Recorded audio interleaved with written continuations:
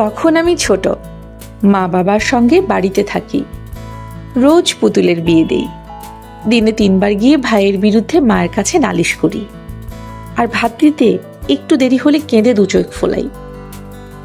তাছাড়া গায়ের পাঠশালায় যাই, হফতায় একটা করে স্লেট ভাঙি, আর মাসে একটা করে বই ছিঁড়ি। বাড়িতে গাই ছিল, বকরি ছিল, মুরগি ছিল। মা গাই ভালোবাসতেন, বলতেন ওরা দুধ দেয় অনেক, অথচ সামান্য খড় পেলে তুষ্ট থাকে, আর ওদের গোবরে পালানের ভালো সার হয়। বাবা ভালোবাসতেন বকরি আর মুরগি, এ দুটোই মার চোখের বিষ ছিল। তিনি বলতেন, বকরি উফ ভীষণ, ওরা বিষের পাতা পেলে তাও খায়, পালান তো ওদের জ্বালায় রাখাই দায়। মুরগি আর এক আপদ, ঘর নষ্ট করে, মোটর পালং শাক খেয়ে সাবার করে, মরিচ কপি টমেটো পর্যন্ত ওদের জ্বালায় রাখার জো নেই। সেবার বাড়িতে একটা বকরির 4টি বাচ্চা হলো। শেষ বাচ্চাটি নিহাইত দুর্বল, বাকি 3টি সবল বাচ্চার ধাক্কায় দুর্বল বাচ্চাটা তার মায়ের কাছে ভিড়তেই পারত না। 2 দিন পর দেখা গেল দুধের অভাবে দুর্বল বাচ্চাটি যায়। বাবা বাচ্চাটি ধরে এনে মায়ের কোলে ফেলে দিলেন, বললেন, ও মরবার পথে, যদি পারো ওকে বাঁচাও। মা প্রথমে ভীষণ বিরক্তির সঙ্গে ভ্রুকুটি করলেন, বললেন, আমার ঘাড়ে এই জঞ্জাল কেন? পরক্ষণে বাচ্চাটির দিকে চেয়ে আমাকে বললেন, একটু দুধ বাটিতে ঢেলে নিয়ে আয় তো মা, দেখি আপদটাকে খাওয়ানো যায় কিনা। আমি বাটিতে দুধ নিয়ে এলাম। মা নিজ আঙ্গুল দুধে ভিজিয়ে বাচ্চাটাকে খাওয়াতে লাগলেন। বাচ্চাটা মার আঙ্গুল চুকচুক শব্দে চুষে খেতে লাগলো। এমনিভাবে 2-3 দিন গেল। এখন খিদে পেলেই বাচ্চাটি মায়ের কাছে এসে হাজির হয়। মা বাচ্চাটির নাম রাখলেন পুটু। পুটু পুটু ডাক দিলেই পুটু মার কাছে লাফিয়ে আসে। মা পুটুর জন্য একটি দুধ খাওয়ানো বোতলের ব্যবস্থা করে ফেললেন। পুটু এখন থেকে দিনে 4 বার করে বোতলের দুধ খেতে লাগলো। পুটুর চেহারা ফিরে গেল, তার গায়ের কালো লোম চিকচিক করতে লাগলো। ইতিমধ্যে রান্নাঘরে পুটুর উপদ্রব শুরু হয়ে গেল। সে মার পাছে গিয়ে রান্নাঘরে ঢোকে, মার কাপড়ের আঁচল কামড়িয়ে ধরে টানে এবং সুবিধা পেলে গিয়ে কোলে ওঠে।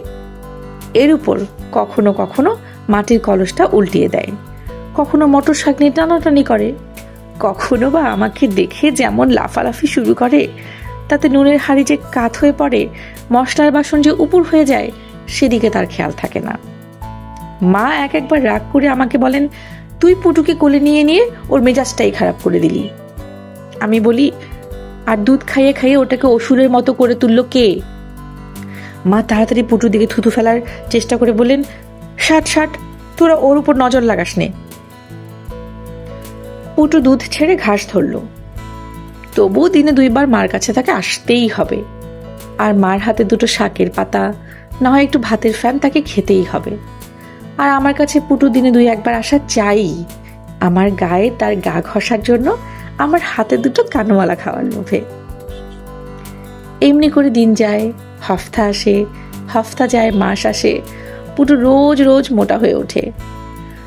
মাকে শুনিয়ে একদিন বাবা বললেন, এই তো প্রায় এসেই গেল, পুটুও বেশ মোটাসোটা হয়ে উঠলো, এবার ওরই কাবাব দিয়ে কয়েকজন মানুষ খাওয়ানো যাক, কি বলো?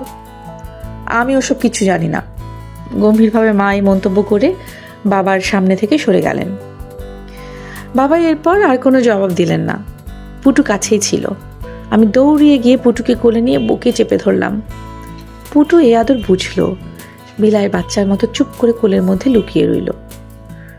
কয়েকদিন যায়, বাবা আবার মাকে বললেন, দেখো পুটুকে খাইয়ে তাড়াতাড়ি আরো মোটা করো, ঈদের তো আর বেশি দেরি নাই। মা ঝংকার দিয়ে বললেন, তুমি কি ভেবেছ যে কয়েকদিনের মধ্যে পুটু একটা ছোটখাটো হাতি হয়ে যাবে? তবা, যেন দুনিয়ায় পুটু ছাড়া আর খাসি বকরি নাই। বাবা কাজের মানুষ, সবসময় নানা ঝঞ্ঝাটের মধ্যে ডুবে থাকেন। তিনি মার কথার দিকে বিশেষ নজর না দিয়ে বেরিয়ে গেলেন। পুটুকে বাবা 2-4 বার আদর করেছিলেন, এখন থেকে সে বাবার পাছেও ঘোরাফেরা শুরু করলো। বাবা পুটুর জন্য তাজা ঘাস, ভিজানো ছোলা আর কলাইয়ের ভুসির ব্যবস্থা করলেন। দেখে মায়ের ভ্রু কুঞ্চিত হলো। বাবার উপর আমারও মন খারাপ হয়ে উঠল। ঈদের মাত্র 2 দিন বাকি।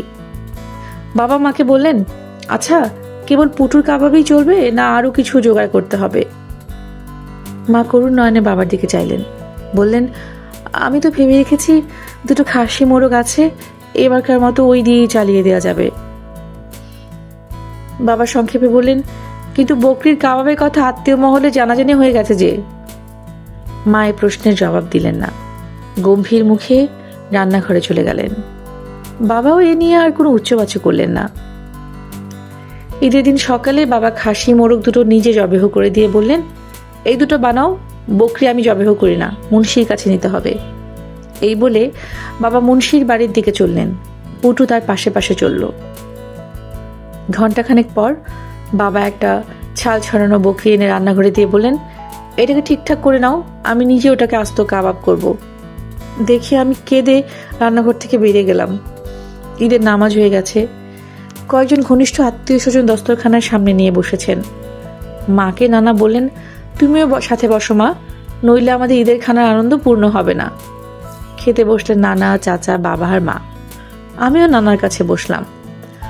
চাকর খাসি মোরগের কোরমা আর রুটি নিয়ে এলো। এরপর এলো আস্ত বকরির কাবাব। বাবা ছুরি হাতে নিয়ে কাবাব কেটে কেটে বাসনে দিতে লাগলেন। বাবা নানার বাসনে রান দিলেন আর চাচার বাসনে দিলেন আরেকটা রান। আমার বাসনে দিলেন সিনার একটা বড় টুকরা। এরপর বাবা গেলেন মার বাসনের পানে। মার বাসনে কাবাব দেওয়ার উপক্রম করতেই মা চিৎকার করে বললেন, আমি তোমার ও কাবাব চাই না, চাই না। এরপর তিনি হু হু করে কেঁদে উঠলেন। নানা ও চাচা অবাক হয়ে মার দিকে চাইলেন। আমিও ফুপিয়ে কাঁদতে লাগলাম। এই সুযোগে বাবা বের হয়ে গেলেন। মা চোখের পানি মুছতে মুছতে কাঁদো কাঁদো সুরে বলতে লাগলেন, এটা আমার পুটুর কাবাব, আমি ওকে নিজের হাতে খাইয়েছি। ও আমার পাশে পাশে ঘুরতো, আঁচল কামড়িয়ে ধরতো। আমি বুঝি না ওকে জবেহ না করে কি চললো না। ঠিক এই সময় বাবা ঘরে ঢুকলেন। তার কোলে পুটু। তিনি পুটুর পিঠে আস্তে আস্তে হাত বোলাচ্ছেন আর বলছেন, আর লাফালাফি করিস না পুটু, এই বেলায় 2 বার খেয়েছিস, আর কত খেতে চাস? আমি লাফ দিয়ে উঠে গিয়ে পুটুকে কোলে নিলাম। মা অবাক হয়ে বাবার দিকে চেয়ে অস্ফুট কণ্ঠে বললেন, এ কি, কোথা থেকে? বাবা যেন মায়ের উপর একটা টেক্কা মেরে দিয়েছেন, এমন ভাবে বললেন, দেখলাম তুমি পুটুকে জবেহ না করে ছাড়বে না, কাজেই আমি পুটুকে লুকিয়ে রেখে অন্য বকরি নিয়ে জবেহ করেছি। নানা হেসে মার দিকে চেয়ে বললেন, পাগলি বেটি, বরাবরই না জেনে কেঁদে খুন হয়। পুটু বুড়ো হয়ে মরেছিল, ওর গলায় কেউ ছুরি তুলতে সাহস পায় নাই।